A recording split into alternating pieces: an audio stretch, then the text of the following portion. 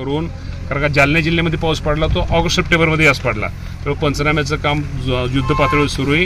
कृषी विभाग, महसूल विभाग, मी तुम्हाला एवढं सांगतो की 1 एकराचं सुद्धा ज्याचं नुकसान झालंय त्याचं 1 एकराचं क्षेत्र सुद्धा 10 गुंठ्याचं पण क्षेत्र राहणार नाही. सगळ्याचे पंचनामे करून सगळ्याला नुकसान भरपाई दीपावलीच्या अगोदर दिली जाईल. ओला दुष्काळ जाहीर करून कर्जमाफी देणार का तुम्ही? कर्जमाफीच्या बाबतीमध्ये निश्चित प्रकारे शेतकरी खूप अडचणीत आहेत. कधी गारपीट होती, कधी अतिवृष्टी होती, कधी दुष्काळ पडतोय.